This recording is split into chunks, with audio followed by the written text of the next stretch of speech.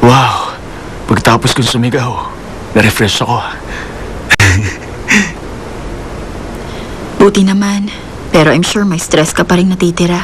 Maureen, may trabaho ka pa, di ba? Ano naman? Naisip ko kasi, pinapagaan mo ang loob ng tao na gustong pahirapan ng boss mo.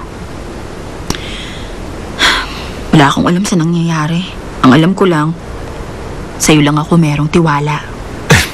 Ganon? Ba't ka may tiwala sa akin? Paano kung malaman mong ginawa ko lang pala lahat ng to para sumikat at magkaroon ng pangalan? Paano ka na? Kung ganon, naisahan mo ko. Kaya lang nag-demand ka na ng kapalit. Hiningan mo ako ng social service, hindi ba? Kaya alam kong patas kang prosecutor, okay? Ay, ang saya naman. Kapag pala may nagtitiwala sa'yo, ang sarap ng feeling.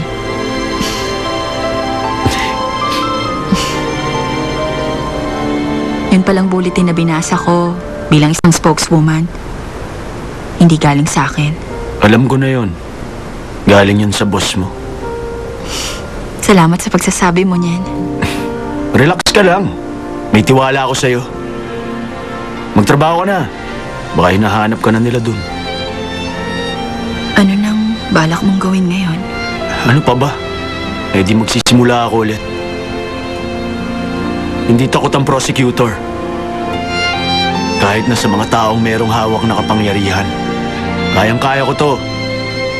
Kung dahil lang dito, mawawala na ako ng gana. Hindi ako bagay sa trabaho ko, di ba? Tama lang yan. Ganyan ka lang dapat. Go fight! Ikaw din, no? Ganun ka rin dapat. Go fight! Go fight! Ikaw ang vice spokeswoman ng party. Pero ayaw mong pumunta sa press con? Hindi ko lang kasi maintindihan kung paanong si Chairman Lee nagawang ipasubpina ng isang prosecutor gamit ang peking ebidensya. Kung ganun ba, sinasabi mo na tinanggap ni Chairman Lee ang suhol? Hindi naman sa ganun. Gusto ko lang magtiwala sa prosecutor's office. Isa lang ang pinagkakatiwala mo sa Bihira. prosecutor's office. At yun ay si prosecutor, ha? Ha? At madali namang makita kung bakit. Dahil alam lahat ng taong malapit kayong dalawa sa isa't isa. Congressman, tama na! Chismis yan! Alam niyong hindi totoo yun dahil kayo mismong nagkalat ng chismis na yan noon. Bakit binibring up niyo yan ngayon? May galit ba kayo sa akin? Tama na nga, ibaba mo ang boses mo. Masyado kong mainit dyan. Ibihasan.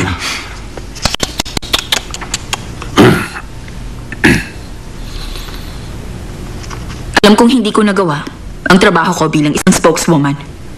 Kung gusto niyo, bibitaw ako sa posisyon ko. Hindi namin maaaring gawin yan sa isang tapat na congresswoman. Tiyak na sasama ang tingin sa amin ng mga tao. Di mo kailangang bitiwan ang pagiging spokeswoman. Pero chairman, baka mangyari po ulit ang ganito aksidente. Ibig sabihin lang, dapat uling ipaliwanag ng mabuti sa kanya ang posisyon ng partido natin.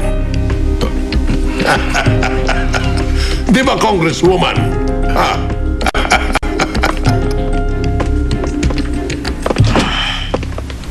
Bakit ganon? Bakit ba lagi niya akong pinagtatanggol? Ganon ba talaga si Chairman Lee? Dahil ikaw ang simbolo ng clean politics ng partido. Masisira ang party kapag binabayaan ka namin. Tingin ko, alang-alang lang sa party. Kaya pinapanatili ka bilang spokeswoman. Parang hindi naman tama.